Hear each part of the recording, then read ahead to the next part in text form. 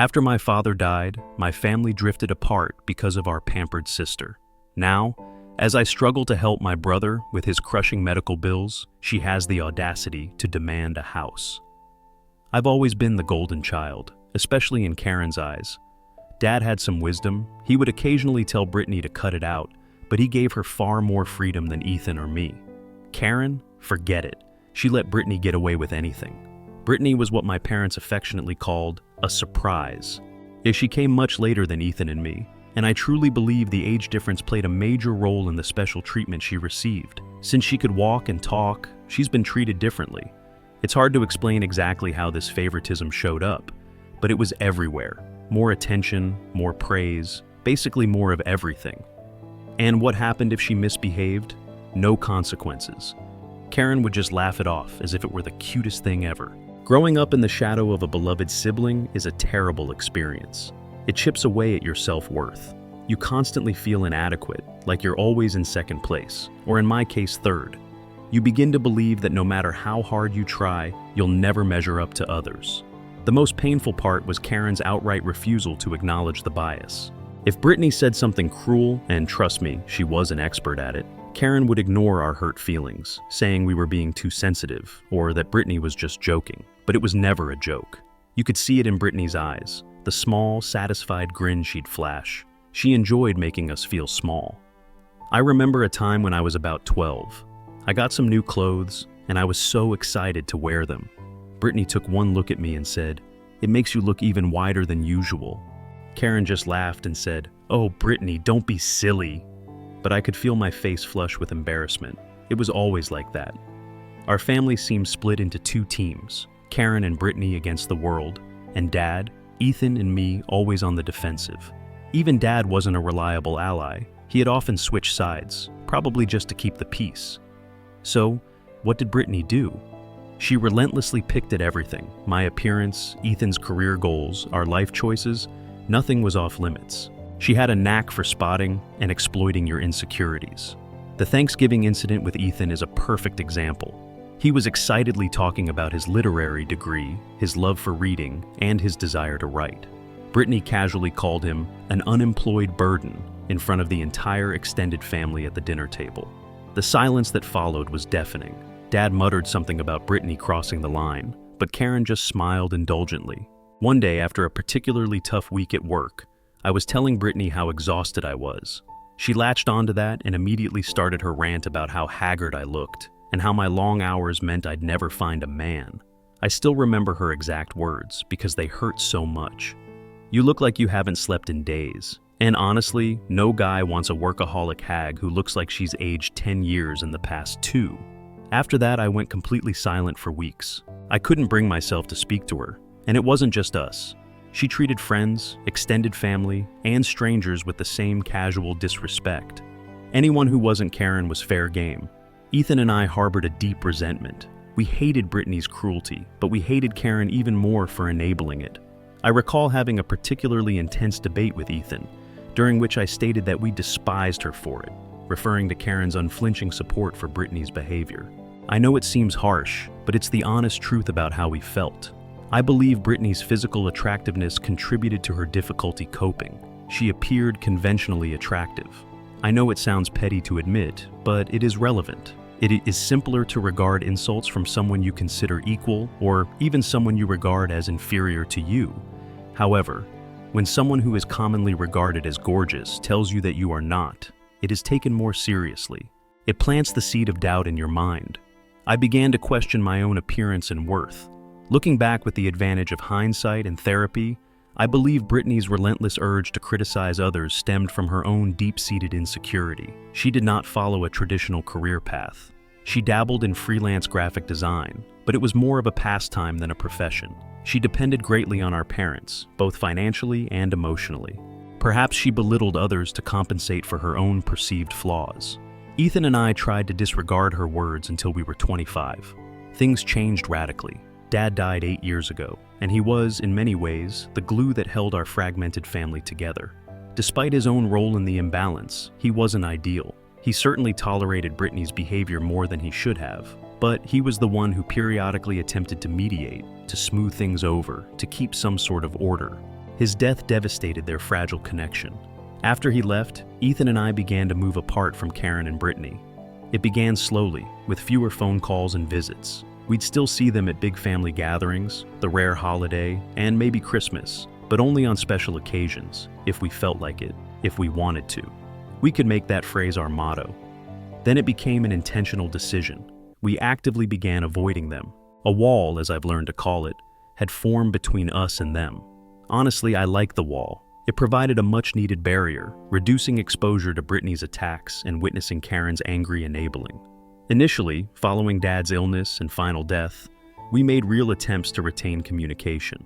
We felt obligated, I think, but those attempts were really strained. Each phone contact and visit felt forced and unpleasant. During those brief contacts, Karen would almost always say or do something that reinforced our need for distance. She'd make some lovely remarks about Brittany's non-existent successes or discreetly critique our decisions, reminding us of why we were pulling away in the first place. One especially embarrassing Christmas meal, Karen spent the entire evening extolling Brittany's creative talent, displaying some very horrible drawings Brittany had allegedly done for a large client, who turned out to be a distant cousin. Meanwhile, she entirely overlooked Ethan's recent promotion and my successful completion of a large assignment at work. It was a vivid reminder of the dynamic we were attempting to avoid, and I eventually started making excuses, which became more complicated. We were overloaded with work, we had prior engagements, we were coming down with something, anything to avoid spending time with them. We understood that the emotional cost of those contacts far exceeded any felt familial obligation. Ethan and I shared a tacit, unspoken agreement. We both acknowledged the dysfunction and implicitly agreed that distance was the best option. It wasn't that we didn't want to visit after Dad died, rather, we opted not to. It was not about insulting his memory, it was about safeguarding our own mental and emotional health. Crucially, Karen and Brittany made no meaningful effort to keep communication. They weren't continually phoning, pleading with us to come. The decision to drift away was mutual and unspoken. We were all financially stable, so there was no practical reason for frequent interaction. It was just easier to maintain different orbits. Silence was a relief. Ethan suffered a serious accident a few years back and shattered his ankle. He was between jobs at the time and devoted all of his efforts and resources to the establishment of an online magazine. Money was scarce, and medical expenses were building up. As the CFO of a successful company, I volunteered to assist him in covering the bills. He originally refused, being the fiercely independent individual that he is, but I persisted. I didn't want him to spend his savings just as his magazine was ready to launch. I covered everything: his medication, the considerable physiotherapy he required, and even the cost of a full-time nurse to help him recuperate. To me, it was an obvious choice. It wasn't about the money, it was about supporting my brother, whom I actually cared about and wanted to succeed. It was an expression of sibling love and support. This gesture of charity, however unintentionally, established a hazardous precedent in the minds of Brittany and Karen. A few weeks later, Brittany called me and left me stunned. It was so bold and weird that I immediately assumed she was joking. She told me she wanted to acquire a penthouse apartment, not just any apartment, but a penthouse, and she required my financial assistance. She defended her ridiculous request by claiming that she was embarrassed to still be living with her mother at the age of 28, and that since I had helped Ethan, it was only fair that I also aided her. She carelessly forgot to disclose that she only had enough money to pay for half of the cost of this luxurious apartment. My instant reaction was a mix of disbelief and boiling rage. We rarely talked, and when we did, it was generally interrupted by Brittany's insults and hostility, and now, out of nowhere, she is asking for a large sum of money. It was surreal. We had not had a genuine, meaningful chat in years. The last time we spoke, she was busy criticizing my life choices, doubting my career, and making snarky remarks about my appearance. The audacity was amazing. I sought to understand her career, or lack thereof. She billed herself as a freelance graphic designer, although it was more of a casual pastime than a legitimate profession. She had no formal education, no degree, and no portfolio to speak of. She'd made a couple of posters for Dad's firm years ago, but they hadn't been utilized. She pretended to have a list of exclusive clients, but they were mostly family friends drawn in by Karen's constant push. It was certainly not a career that would allow her to afford a penthouse. So, I gave a solid no. I told her straight out that I was not going to support her expensive lifestyle. I suggested, perhaps a little harshly, that she consider finding a real job if she wanted to purchase such pleasures. I know it wasn't the most polite response, but I was honestly taken aback by her entitlement. She took my refusal poorly, as one would expect. She went on a furious diatribe, accusing me of bias towards Ethan. She screamed about how I had readily assisted him with his medical expenditures and how it was my responsibility as the eldest sibling to support her too. She entirely ignored the reality that Ethan's predicament was an actual emergency, whereas hers was a self-induced craving for luxury. I tried to be calm, but my patience was getting thin. I reiterated my refusal, emphasizing that I was not a bank and was not obligated to pay for her unreasonable goals. I was so disgusted by her entitlement and complete lack of self-awareness. It was as if she truly believed she deserved this penthouse simply because she was my sister. The talk quickly turned into a full-fledged dispute, with Brittany's voice reaching near hysterical levels. Finally, I said no one and hung up the phone. I couldn't take another second of her screeching. She phoned back several times, but I ignored every call. I was finished. It was quite evident that our relationship, or whatever pretense of a relationship we had, was entirely transactional for her. She only contacted me when she wanted something, with no consideration for my sentiments or the years of awkward quiet between us. It was completely exhausting. Unsurprisingly, the drama did not end with Brittany's rage. Karen called me next, and the talk was much more aggravating. She began with a whining, passive-aggressive tone, complaining about how unfair I was to Brittany and accused me of playing favorites. She claimed I owed them anything because of my upbringing. Then she revealed an important detail. Brittany had approached our uncle, Dad's brother, who had taken over the family business, before coming to me. He had rightly turned down her plea. This exposed the extent of their desperation, and the fact that I was their second option further increased my rage. A little background. I purposely chose a career path outside of the family business. I did not want to be involved, neither did Ethan. To be honest, Brittany didn't either until it was convenient for her to pretend differently. After Dad died, his brother took over the company and Karen lived comfortably on Dad's shares, which had been legally transferred to her as part of his will. Karen then admitted that their financial condition was fragile, owing to Brittany's lavish spending habits. She claimed that providing Brittany the money for the penthouse would make things easier for her in the future, implying that she wanted me to subsidize Brittany's lifestyle so she didn't have to. She then used the standard guilt trip, threatening no contact if I refused to comply with their requests. This was simply ludicrous, given that we were already in a position of very little interaction. I politely pointed out the contradiction, telling her that it wasn't my concern and that Brittany could get a job or stay with her until she was 35 for all I cared. My wrath, which had been building for years, suddenly erupted. I let loose a flood of pent-up rage. I told her she had no right to accuse me of favoritism because she had been doing it my entire life. I reminded her that Ethan and I had made peace with her obvious preference years ago when we accepted the truth of our broken family dynamic. I clearly explained that I owed them nothing, that I had my own life obligations and objectives. She responded with more ranting, accusing me of being ungrateful and disrespectful. She screamed that she never wanted to speak with me again. I chuckled because really, what difference would it make?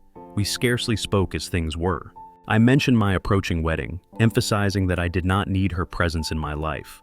Then I hung off the phone and blocked her and Brittany on every platform possible. An important detail I didn't mention earlier. I should probably clarify that I am engaged to a beautiful, supportive man named Michael, 37M. We've been together for nearly 5 years, and he's been quite understanding of the nuances of my familial situation. Initially, I considered bringing Karen and Brittany to the wedding, solely out of obligation, a desire to keep some sort of family peace. But what happens following that explosive phone call? That thought went totally. However, the aftermath of the confrontation was not as simple as I had anticipated. Karen, unable to reach me directly, messaged Michael via social media. She poured out her highly biased version of events, expressing her profound disappointment in me and announcing that she would permanently cut me off. Despite knowing I was right, I felt a little guilty. It's a bizarre, irrational feeling, that societal indoctrination that tells you that family is everything regardless of how bad the connection is. Furthermore, Michael first hesitated to grasp the situation properly. He is from a close-knit, caring, and supporting family. He had no idea that his mother and sister could be so cruel. He originally felt pity for Karen and Brittany, seeing them as the victimized parties. He couldn't fully realize the severity of the malfunction. This caused a temporary but major strain between us.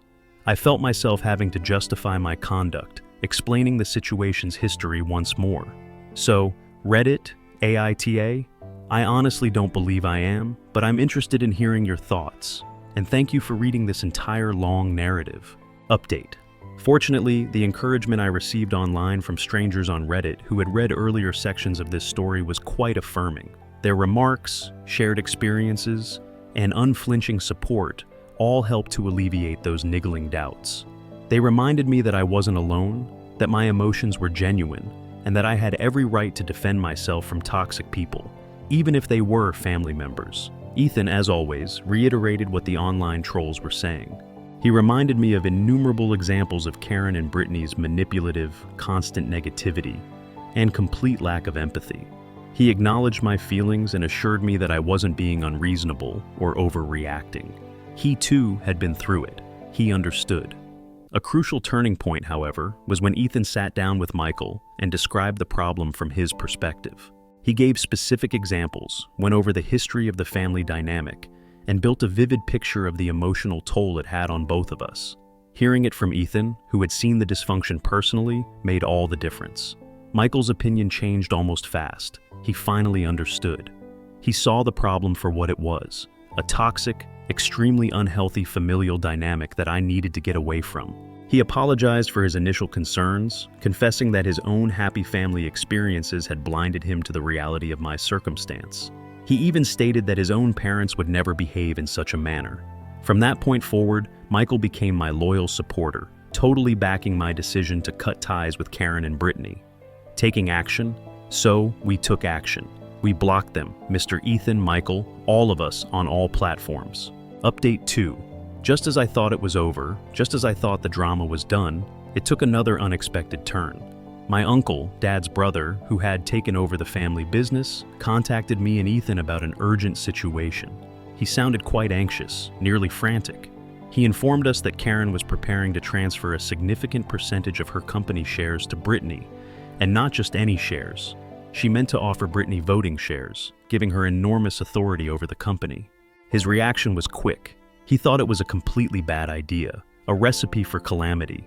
He understood, as we all did, that Brittany was completely incompetent in business. She had no experience, complete lack of comprehension. She has absolutely no interest in anything other than her own superficial desires. Giving her vote rights in the corporation was, in his opinion, a terrible blunder that may destroy the entire operation. He stated that while Karen theoretically had voting authority, she had always deferred to his judgment. He had never interfered with the operation of the firm, trusting him to make wise decisions. He was really concerned that if Brittany took control, things would change. He did continuous debates, power struggles, and potentially dangerous judgments motivated by Brittany's desires and Karen's blind favoritism. He plainly indicated that he did not want to be in ongoing disputes with them over every area of the firm. A difficult realization, Ethan and I became instantly alarmed. We understood that the company's success was critical, not just for our uncle, but for the livelihoods of many people. We also experienced a sense of obligation, a lasting commitment to our father's legacy. So, we arrived at a difficult decision. We couldn't just stand there and watch this unfold. We felt a moral obligation to intervene and try to avert what we perceived as an imminent calamity. We agreed to speak with our mother, despite our damaged relationship and the recent heated incident. We also felt a special obligation to our uncle, who had been so supportive and kind to us following Dad's death. He had, as I previously stated, watched out for us, and we couldn't, in good conscience, leave him to cope with this potential disaster on his own. We were concerned about the company's future, and we felt compelled to safeguard it, even if it meant confronting Karen and Brittany again. Update 3. The confrontation. We braced ourselves and went to see Karen, well expecting that Brittany would be there, and that her presence would make the conversation potentially more difficult. We knew it would be unpleasant, but we believed it was necessary. As expected, Brittany was perched behind Karen like a deadly bird. We jumped right into the subject, expressing our strong objection to the plan to give Brittany voting shares. We labeled it an utterly ridiculous concept, without holding back.